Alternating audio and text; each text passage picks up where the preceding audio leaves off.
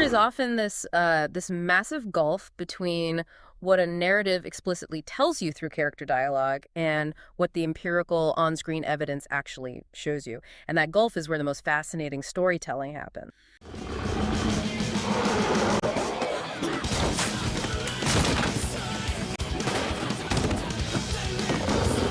So we are exploring the supernatural hierarchy of Teen Wolf. Which is heavily debated. Very.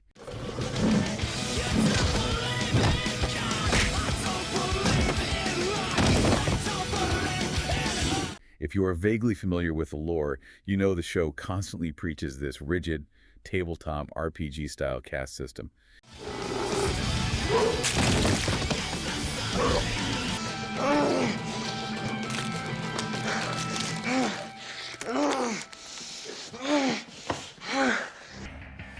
This is all your fault! You ruined my life! I'm not the one that bit you.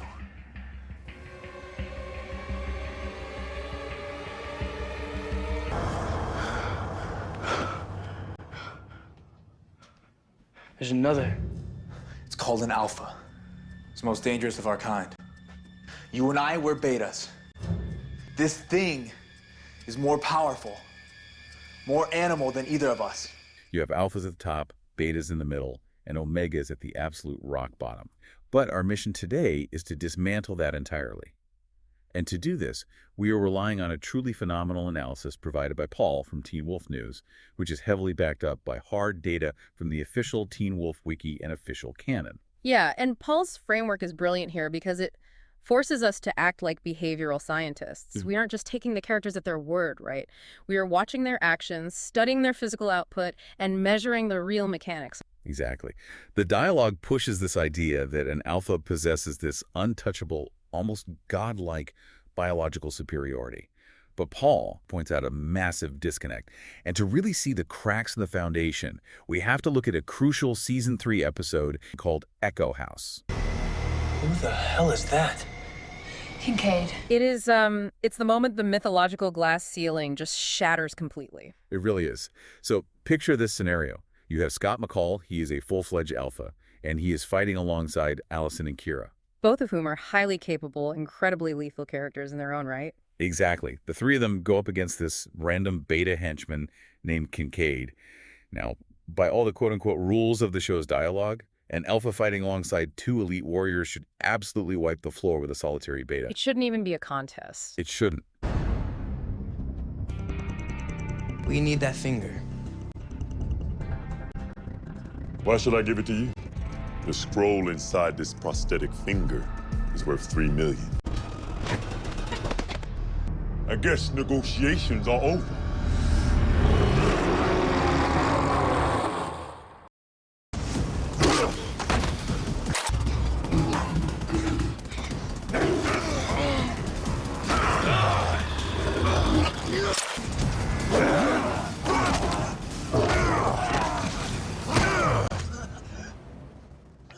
Kincaid easily defeats all three of them simultaneously.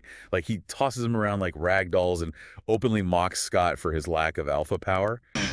You have the eyes of an alpha, but where's the strength? If we were just following the dialogue, we would have to assume Scott is just a uniquely broken alpha, like a glitch in the Matrix. Yeah, but the scene doesn't stop there. You have the eyes of an alpha, but where's the strength? Up here.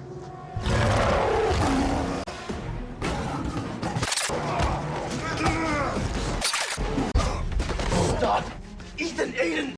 Stop! Moments later, after Kincaid wipes out the alpha, this same unstoppable beta henchman is physically overpowered and beaten down by Ethan and Aiden. And Ethan and Aiden are officially classified as omegas. The lowest rank on the totem pole. Literally the bottom. We're not just betas anymore, we're omegas. The bitches. Remember?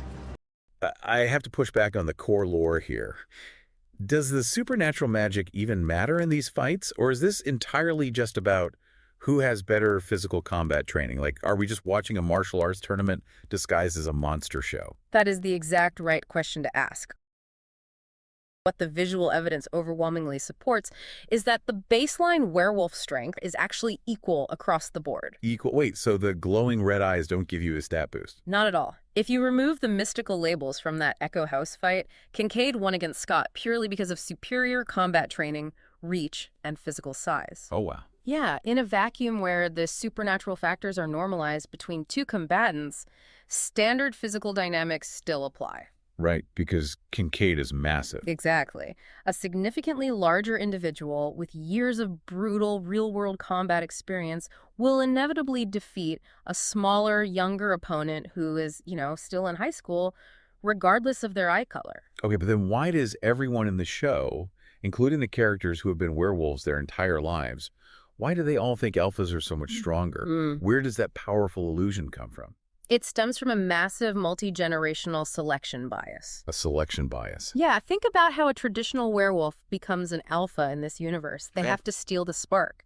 Most alphas are ruthless killers. Oh, right, because they have to take it by force. Exactly. They are individuals who achieved and maintained their status through sheer brutal physical dominance. They are the biggest, meanest, most technically proficient fighters who took the power.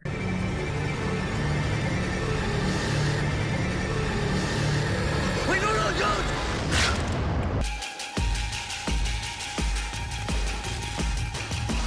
I'm the alpha now. So, the cultural perception within the werewolf community is that alpha equals unstoppable strength. But they are fundamentally conflating the mystical title with the type of hyper-violent person who usually holds it. That made so much sense. So they think the title gives the strength, but actually the strength just allowed them to steal the title. The red eyes are basically a trophy, not a weapon. Precisely. And this is why Scott is the ultimate outlier in the data. According to Dr. Deaton in the official canon, Scott is a true alpha. Right, which is super rare, isn't it? Incredibly rare. It occurs less than once a century. It's rare. Something that doesn't happen within 100 years, but every once in a while, a beta can become an alpha without having to steal or take that power. They call it a true alpha. It's one who rises purely on the strength of character, by virtue, by sheer force of will. A true alpha doesn't steal power. They rise purely on the strength of their character, their virtue, and their sheer force of will. Which is super inspiring, but as we saw with Kincaid, you can't just, virtue a giant mercenary into submission during a fistfight. Exactly. Being an alpha, whether a standard one or a true alpha, doesn't grant you a passive armor buff or a magical strength multiplier. It just grants a few functional biological perks. Like the bite. Right. Most notably, the ability to pass on the supernatural spark through a bite to create new werewolves. That's the real tangible difference. The rest of the quote-unquote power is just psychological intimidation. That drastically changes how we view the other end of the spectrum too, the omegas. Because if the top of the pyramid isn't biologically gifted, then the bottom shouldn't be biologically cursed. But the omega rank is treated like an absolute disease in this universe. It is heavily, dangerously stigmatized. Right. You want to tell them what we've caught? An omega.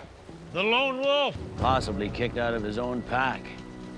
Or the survivor of a pack that was hunted down. Maybe even murdered. Possibly alone by his own choice. Certainly not a wise choice. Because, as I am about to demonstrate, an omega rarely survives on his own. Oh, the hunters are brutal about it. Yeah, they define omegas as these pathetic, highly vulnerable lone wolves. But the text constantly contradicts the hunters' claims. Look back at Ethan and Aiden in that Echo House fight. They were classified as omegas. For a very specific reason, they lacked a support system after leaving the brutal megapack run by Deucalion. Right, they were officially at the bottom of the caste system. But they had zero problem taking down Kincaid. Furthermore, Paul notes that even when we see starving, deeply isolated omegas living on the streets, literally feeding on corpses to survive, they are still shown effortlessly flipping heavy machinery.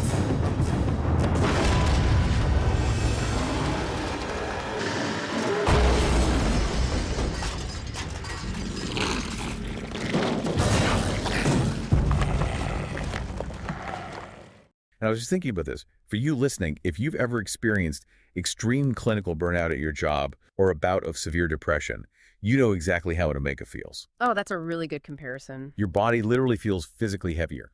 Getting out of bed feels like lifting cinder blocks. And it's not because your DNA suddenly changed, it's because your nervous system is shot. Yeah. So is being an omega basically just the werewolf equivalent of extreme clinical depression or burnout? No. No, I came looking for the alpha. I heard he was here, that's all. What's fascinating here is that the biology of the werewolf is inextricably linked to the mammalian brain. Okay, break that down for me. Well, think about a pack animal in the wild, right? If it gets separated from its family, the isolation immediately spikes their cortisol levels. The stress hormone. Exactly, the stress hormone. Their adrenaline depletes. They are constantly in a state of hypervigilance because they're alienated and hunted. Right, they can't ever relax. No, never. And over time, that produces profound despair and rock-bottom confidence. So the physical weakness we see in an omega during a fight is a reflection of a broken mental state. It is a literal fight-or-flight shutdown. Wow. They lack the will to fight, not the biological capacity to fight. That makes the caste system entirely a social construct. Yeah. Ethan and Aiden were omegas by definition because they were alone, but they hadn't been ground down by years of isolation yet. Right, they still had each other. Exactly, they had each other, so they retained their combat effectiveness. The omega label is just a societal term for someone without a family, not a medical diagnosis of physical weakness. Exactly.